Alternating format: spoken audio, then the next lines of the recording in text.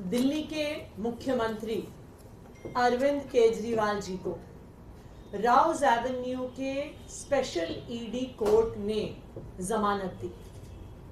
आज देश के सबसे उच्चतम न्यायालय, देश के सुप्रीम कोर्ट ने अरविंद केजरीवाल जी को जमानत दी।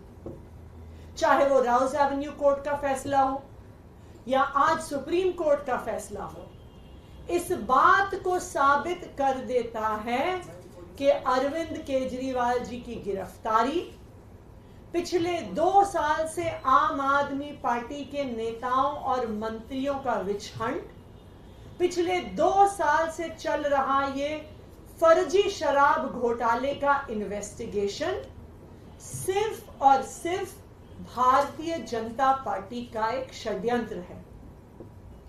भारतीय जनता पार्टी आम आदमी पार्टी का, दिल्ली सरकार का, दिल्ली के लोगों का काम रोकने के लिए साजिश रच रही है और इसीलिए उन्होंने दिल्ली के चुने हुए मुख्यमंत्री को एक फर्जी केस में बिना किसी सबूत के जेल में डाल दिया।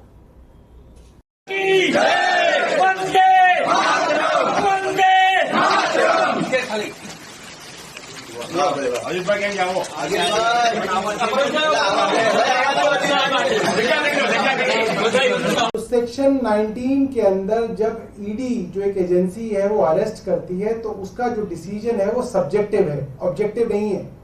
कोई तय सिद्धांत नहीं है किस पे वो अरेस्ट कर रहे हैं, और वो सेक्शन 19 बेसिकली उन अफसरों की ओपिनियन है। तो अगर किसी कानून के अंदर बेल के प्रावधान इतने सख्त हैं जितने सेक्शन 45 में है, तो उसमें अरेस्ट का थ्रेशोल्ड भी हाई होगा। ऐसा नहीं हो सकता कि आप बात बात पे अरेस्ट कर लें और फिर बेल ना दें। अगर बेल आसान है किसी कानून में तो उसमें अरेस्ट भी आसान होती है, और अगर कानून में बेल मुश्किल है तो उसमें अरेस्ट होने भी क्या लगा लो, कनेक्टेड तो है नहीं, इसको बिना कनेक्ट करे कर लेंगे। सर लाइव चल रहा है।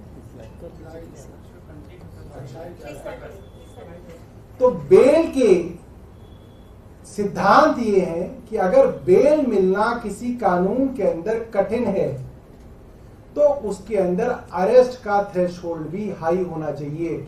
सुप्रीम कोर्ट ने need and necessity of bail के बारे में कहा, और सुप्रीम कोर्ट ने दूसरी बात ये कही कि इस मामले में अरविंद केजरीवाल जी करीब 90 दिन से ज्यादा पहले ही जेल में रह चुके हैं, लिहाजा उनको इंटरिम बेल दी जाए।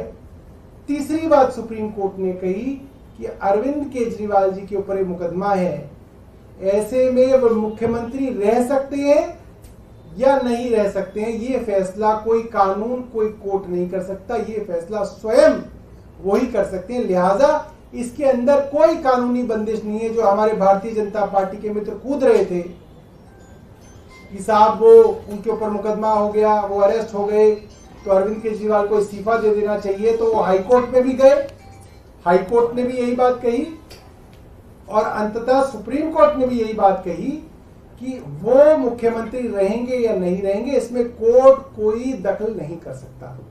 ये बात आपके सामने रखी, और मैं अपनी तरफ से उन सभी लोगों को बधाई देना चाहता हूं जो इस केंद्र सरकार के अत्याचार से पिछले कई सालों से लड़ रहे हैं, और खास तौर पे पीएमएलए के कारण उनके ऊपर अलग अलग मौकों पे अत्याचार किया जा रहा है। ज्यादा रहती थी। जेल के ताले टूट गए, जेल के ताले टूट गए।